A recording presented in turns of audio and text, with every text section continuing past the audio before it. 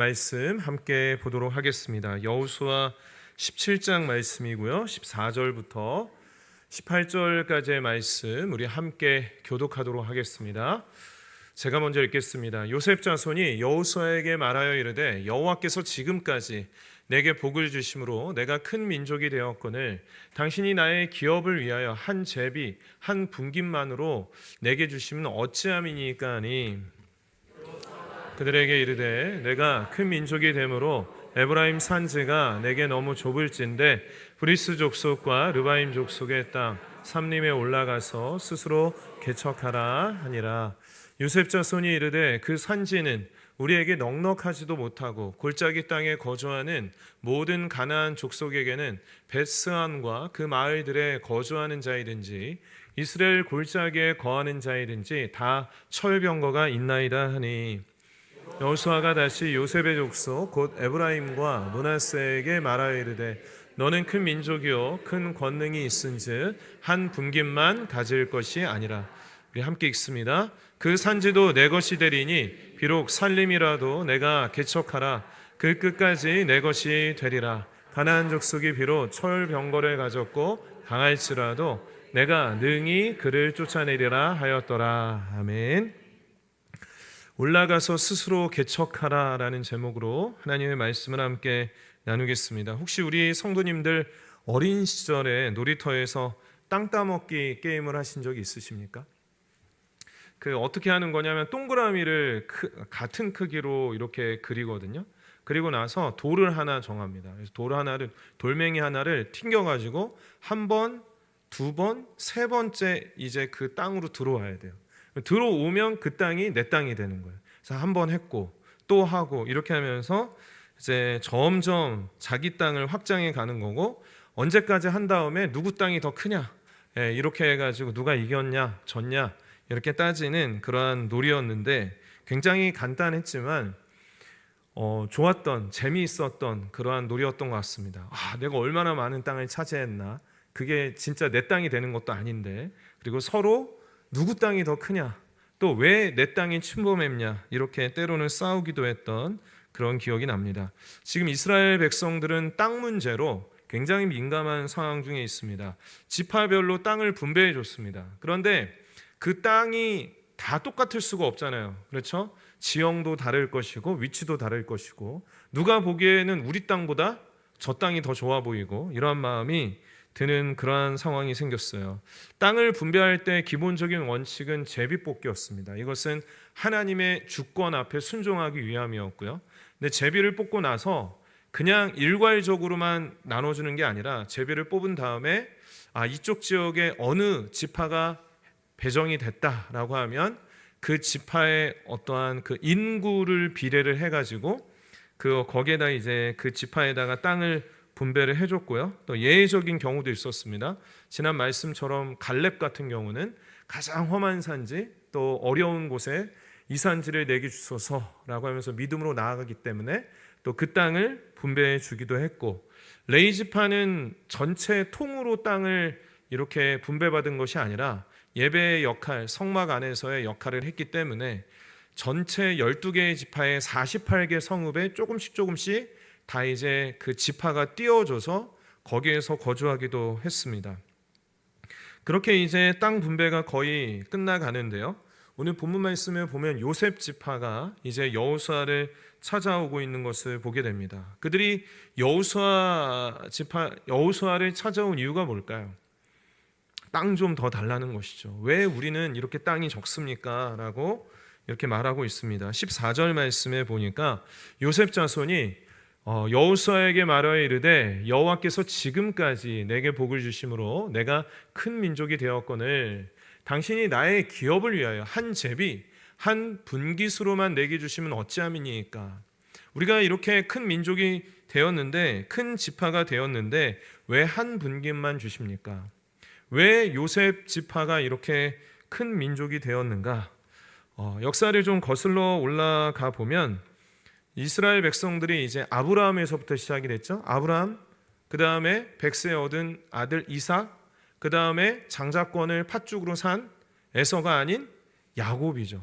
야곱 다음에 야곱의 12아들이 이제 지파가 되었습니다. 루벤, 시므온, 레위, 유다, 단, 납달리, 갓, 아셀, 이사갈, 스불론, 요셉, 베냐민까지 이렇게 12아들이 있었는데 이 12지파로 이제 그 땅 분배가 됩니다. 근데 장자가 누구예요? 처음에 루벤부터 시작을 했죠. 이 루벤이 장자권을 박탈당하게 됩니다. 역대상 5장 1절과 2절 말씀에 보면 이스라엘의 장자 르우벤의 아들들은 이러하니라. 르우벤은 장자라도 그의 아버지의 침상을 더럽혔으므로 장자의 명분이 이스라엘의 아들 요셉의 자손에게로 돌아가서 족보의 장자의 명분대로 기록되지 못하였느니라.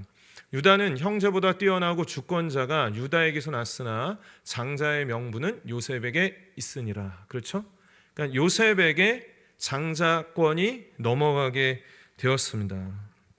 이 르우벤이 장자권을 잃어버리게 된 것은 아버지의 침상을 더럽혔기 때문이에요.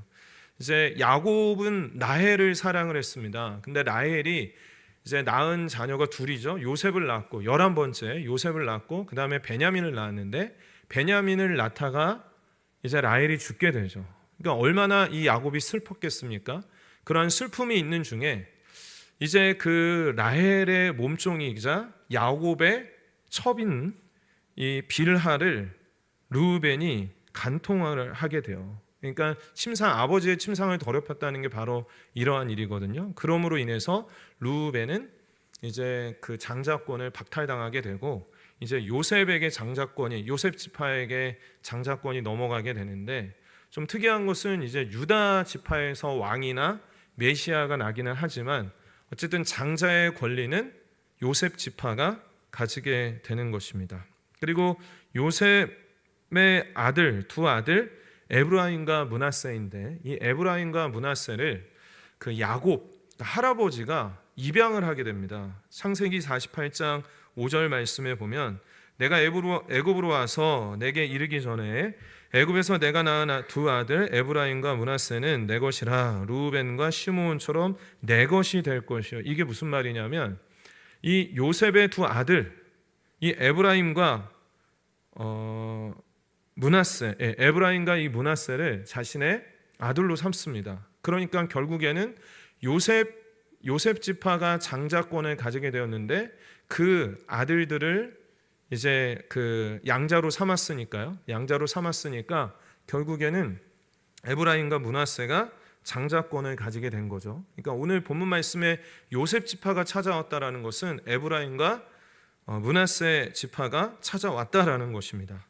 그렇게 해서 이제 장자권을 가지고 있는데 율법에 보면 장자에게는 유산을 2배, 땅을 2배 물려주게 돼 있었어요. 그러니까 오늘 본문 말씀에서 다시 한번 볼까요? 다시 한번 14절 말씀에 보면 이 말이 그런 말입니다. 그러니까 여기서 보면 여호와께서 지금까지 내게 복을 주심으로 장자권을 받았다는 거예요. 그리고 내가 큰 민족이 되었는데요. 그 다음에 당신이 나의 기업을 위하여 한 제비 한 분깃으로만 내게 주시면 어찌함이니까. 내가 장자권을 받았는데 그러면 2분깃을 줘야 되는데 왜 한 분깃만 주십니까? 라고 이렇게 이야기하러 온 것이죠. 실제로 이 에브라임과 므낫세는 주어진 땅이 굉장히 좀 적었어요. 그래서 땅이 더 필요한 것은 사실이었고 이것도 여호수아가 알고 있었습니다. 그래서 이 여호수아가 요셉 족속에게 이렇게 말합니다. 여호수아가 15절 말씀에 여호수아가 그들에게 이르되 내가 큰 민족이 되므로 에브라임 산지가 내게 너무 좁을진데 브리스 족속과 르바임 족속의 땅 삼림으로 올라가서 스스로 개척하라 하니라. 그렇습니다. 땅을 그냥 탁 덜컥 주는 게 아니라 그래 땅이 부족하지. 그런데 지금 삼림에 들어가서 르바임 족속의 땅 그리고 브리스 족속의 땅으로 들어가서 스스로 개척해서 정복하라라고 이렇게 도전하고 있는 것을 보게 됩니다. 여기서 보면 이제 르바임이라는 족속, 이 르바임은 거인이라는 뜻이거든요. 그러니까 지금 거기 가서 개척하라는 곳에 거인이 살고 있는 거예요. 개척하기 쉽겠습니까? 어렵겠습니까? 어렵죠. 정복하기 어렵고 또 게다가 평지도 아니고 산지이다 보니까 굉장히 좀 까다로운 그런 땅입니다. 그래서 요셉 족속이 그 말을 듣고 또 뭐라고 하냐면 16절 말씀에 보니까 요셉 자손이 이르되 그 산지는 우리에게 넉넉하지도 못하고 핑계죠. 골짜기 땅에 거주하는 모든 가나안 족속에게는 베스안과 그 마을에 거주하는 자이든지 이스라엘 골짜기에 거주하는 자이든지 다 철병거가 있나이다. 거기가 강한 민족들, 철병거는 요즘에 탱크와 같다라고 보면 돼요. 철병거가 있는 민족들인데 어떻게 내가 거기에 가서 정복하고 개척할 수가 있겠습니까? 이 말은 무슨 말입니까? 좀 편한 땅 좀 주십시오. 거기 가기가 싫습니다. 거기 가서 개척하기 싫습니다. 좀 편한 땅을 좀 주십시오. 여호수아가 또 어떻게 했을까요? 여호수아도요, 하나님께 받은 그 말씀은 그냥 밀어붙였던 것 같아요. 그래서 17절과 18절 말씀에 보면 굽히지 않아요. 여호수아가 다시 요셉의 족속 곧 에브라임과 므낫세, 여기에선 풀어서 이야기하고 있죠. 에브라임과 므낫세에게 말하여 이르되 너는 큰 민족이요 큰 권능이 있은즉 한 분깃만 가질 것이 아니라 그 산지도 내 것이 되리니 비록 살림이라도 내가 개척하라 그 끝까지 내 것이 되리라. 가나안 족속이 비록 철병거를 가졌고 강할지라도 내가 능히 그를 쫓아내리라 하였더라. 다시 한번 도전합니다.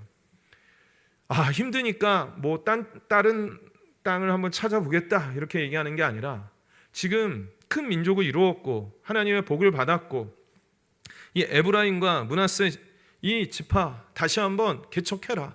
올라가서 하나님이 그 땅 주셨으니까 도전하고 부딪히고 그 땅 개척해서 그 땅에 그 필요한 땅을 차지하라라고 이렇게 도전합니다. 그 뒤에 이제 나중에 이렇게 보게 되면 어떻게 되었을까요? 이 에브라임과 므낫세 지파가 어떻게 했을 것 같으세요? 가긴 가요. 근데 완전한 순종이 아니라 절반의 순종이라고 할까요? 어설프게 가서 어느 정도 그 땅을 차지하기는 하지만 다 완전히 정복해서 그 땅을 차지하는 것도 아니고 하나님의 명령은 가나안 족속을 멸하고 쫓아내는 것에 있었거든요. 그런데 가나안 족속을 적당히 남겨서 노동력으로 사용을 해요. 그러니까 실리를 추구한 거예요. 그렇게 하고 온전한 순종을 안 해요.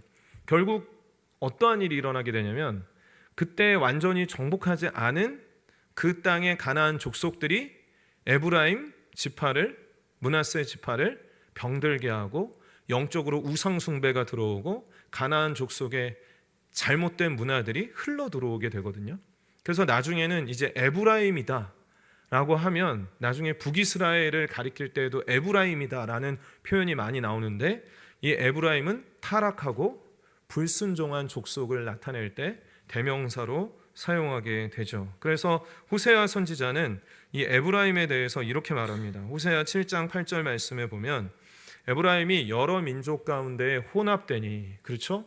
가서 정복하고 차지하고 개척해서 완전히 다스려야 되는데 거기에서 섞여버렸어요. 그러니까 그는 곧 뒤집지 않은 전병이로다. 이 뒤집지 않은 전병이 무슨 뜻이냐면 전병을 구울 때는 한쪽도 구웠다가 또 타이밍에 맞춰서 싹 구워야 맛있는 전병이 되는데 뒤집지 않으면 어떻게 되겠습니까? 한쪽은 타고 다른 한쪽은 설익게 되겠죠.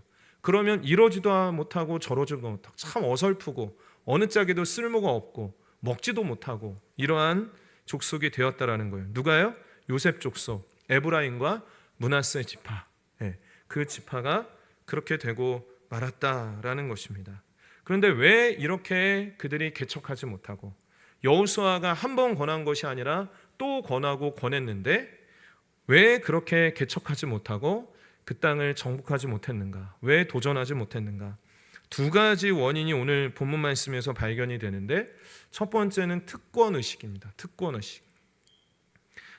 뭐라고 합니까? 지금 처음에는 자기도 알아요. 큰 은혜를 받은 걸. 원래 장자가 아니잖아요. 르우벤이 장자인데 르우벤이 아버지의 침상을 더럽혀서 이제 장자권을 박탈당하고 어떻게 보면 이 요셉은 11번째 아들이거든요. 장자가 될 수 없어요. 근데 그 아들, 두 아들 에브라임과 므낫세까지 그 야곱의 지파가 되어가지고 2배를 받게 되었다는 거예요. 그러면 엄청난 은혜고 정말 하나님이 주신 은혜가 큰데 그거를 자신의 특권이라고 생각하는 거예요. 어느새 은혜를 잊어버리고 은혜를 은혜로 여기지 아니하고 우리 장자권 가지고 있잖아. 그러니까 우리 2배 줘야지. 그리고 그게 영적인 어때요? 게으름으로 이어지게 됩니다. 영적인 나태함. 뭐 당연하게 여기는 거예요. 하나님의 은혜를 당연하게 여기고 내가 뭐 받을 만하지. 근데 왜 이것밖에 안 돼? 더 줘야지 라고 생각하는 그러한 특권의식, 영적인 나태함이 발견이 되고, 2번째는 그들이 왜 개척하지 못했는가? 두려움입니다. 두려움. 철병거가 있다. 거기에 르바임 족속은 거인 족속이다 라고 하면서 두려움이 발견이 됩니다. 이 두려움은 결국에는 믿음 없음과 불순종으로 연결이 돼요. 왜냐하면 이들이 두려워하는 이유는 눈으로 볼 때에는 누구든지 다 두려워할 수 있어요. 정탐을 할 때도 마찬가지 아니었습니까? 40년 전에 이제 여호수아와 갈렙을 비롯한 12명의 정탐꾼이 갔을 때 눈에 보이는 건 굉장히 두려운 족속들도 눈에 보였습니다. 갈렙도 그 땅을 보았잖아요. 근데 그 땅을 보았을 때 그들의 눈에는 환경이 아니라 여호수아와 갈렙은 믿음을 붙들었던 것이죠. 하나님을 붙들었던 것이죠. 하나님이 약속하여 주셨고 이 땅을 주셨다라고 말씀하셨으니 하나님의 신실하심과 하나님의 능력을 믿고 저 땅은 하나님이 우리에게 주셨다라고 이야기했거든요. 그런데 나머지 10명의 정탐꾼은 어떠했습니까? 하나님의 그 능력과 말씀을 믿지 않고 불평했잖아요. 결국에는 광야에서 방황하게 되죠. 같은 모습이 여기에서 에브라임과 므낫세 지파에게서 발견이 되는데요. 두려움이 있었던 거예요. 결코 나가고 싶지 않다. 산 저기 또 올라가가지고 정복하려면 너무 피곤하다. 저기에는 철병거 있는 민족들이 있다. 거인족이 있다. 도저히 갈 생각을 하지 않는 것입니다. 이것도 영적인 나태함과 관련이 있겠죠. 결국에 오늘 말씀에 봤을 때 이 요셉 족속, 에브라임 그리고 므낫세 족속이 도전하지 않고 여호수아의 말대로 하나님이 주신 명령대로 그 땅에 들어가서 개척하지 못한 이유는 그러한 특권의식이 있었기 때문에, 은혜를 너무 당연히 여기는 것, 우리의 어떠한 직분이라든가 아니면 뭐 우리가 받은 그 은혜들을 생각해 보면 얼마나 많은지 모르겠어요. 그런데 그러한 것들을 너무나도 당연시하고 또 두려워하는 마음 때문에 그렇습니다. 여러분, 우리가 은혜를 받았지만 은혜 받은 자로서 정말 기본적으로 우리가 아무런 자격도 없고 조건도 없이 받은 그 사랑과 놀라운 구원의 은혜가 있는데 그 은혜를 받고 우리의 삶이 끝나는 게 아니죠. 왜냐하면 아직 우리가 어때요? 하나님의 나라에 이르지를 않았어요. 예수님이 다시 오시는 그날 모든 것들을 심판하시고 하나님의 나라가 완전히 이 땅 가운데 임하게 되는데 아직 그 하나님의 나라가 완전히 임하지 않았기 때문에 우리도 자꾸 넘어지고 시험에 드는 일이 있고 때로는 교회를 또 하나님의 나라를 사단이 방해하는 것 같은 그런 어려움도 있어요. 우리의 눈에 철병거가 있다는 얘기죠. 또 시대적으로 한국교회를 어렵게 하고 힘들게 하는 그러한 사회적인 흐름들이라든가 여러 가지 철병거가 우리를 마주하고 있습니다. 그럴 때 어떻게 해야 되겠습니까? 하나님께서 주신 이것은 우리에게 있어서 2가지를 기억해야 되는데, 하나는 성화입니다. 하나는 사명입니다. 2개가 뭐라고요? 성화와 사명입니다. 이게 개척돼야 됩니다. 우리가 신앙생활 할 때 내적으로는 우리 안에 정복돼야 되고 개척돼야 될 것들이 너무나도 많이 있습니다.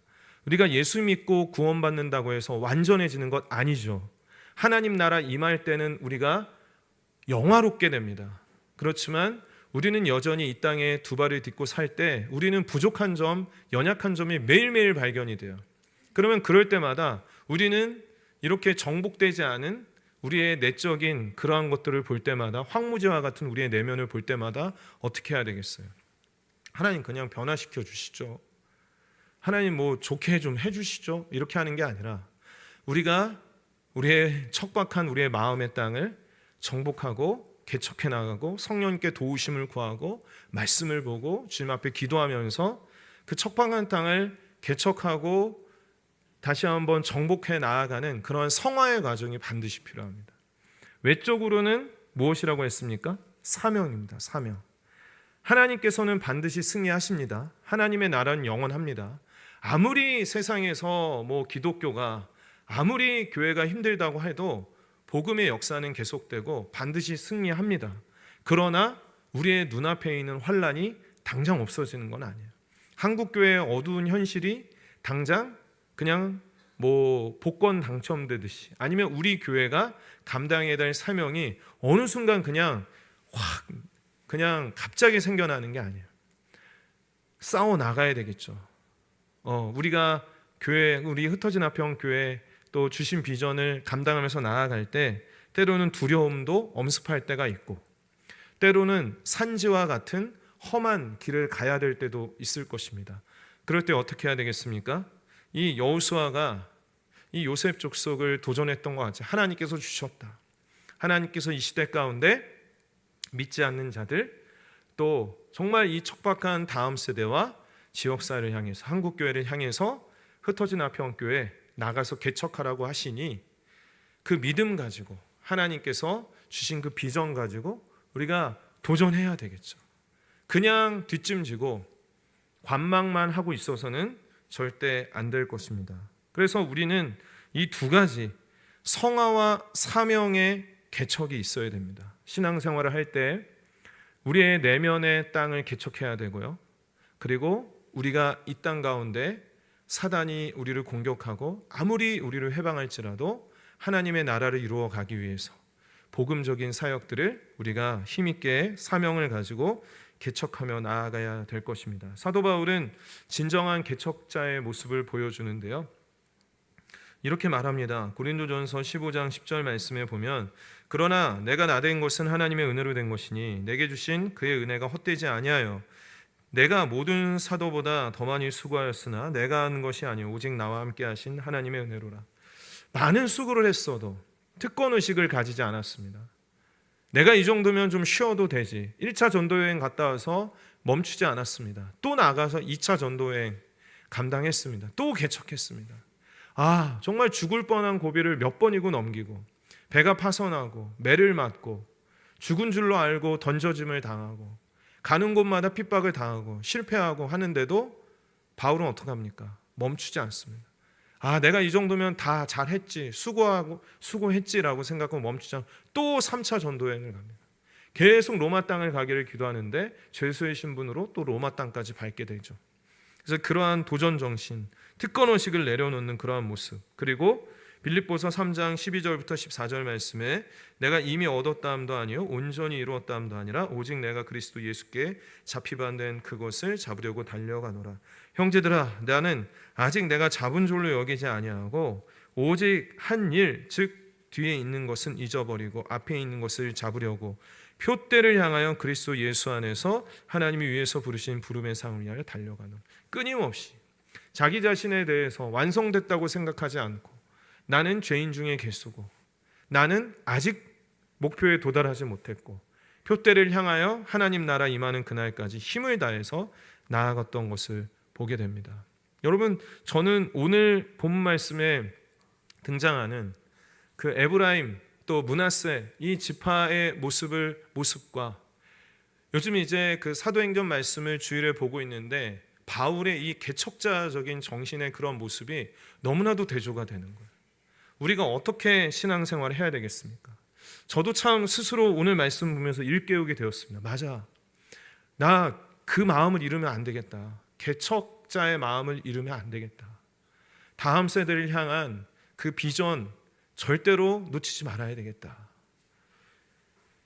우리 흩어진 화평교회가 어떻게 개척이 되었습니까?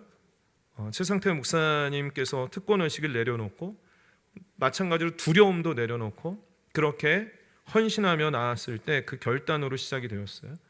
우리가 가정교회가 있죠. 저는 가장 총무님들께 너무 감사한 마음이 있고 감동하는 마음이 있습니다. 왜냐하면 특권의식 내려놓지 않으면 가정교회 절대로 못 섬깁니다.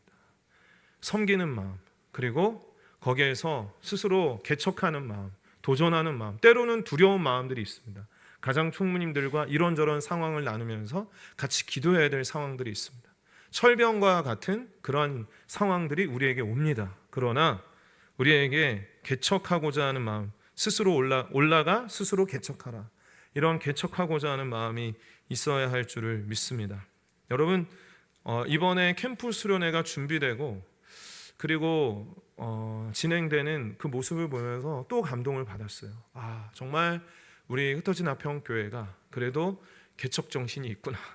처음부터 자급자족해서 모든 것들이 다 계획부터 준비부터 진행까지 다 그 안에서 진행되는 것을 보면서, 만약에 특권의식이 있다, 만약에 두려움이 있다, 절대로 그 수련회는 진행될 수가 없었을 거예요. 특권의식이 있어요. 나는 서비스를 받아야 하고, 난 왜 이래? 나 수련회 그냥 편하게 가고 싶은데.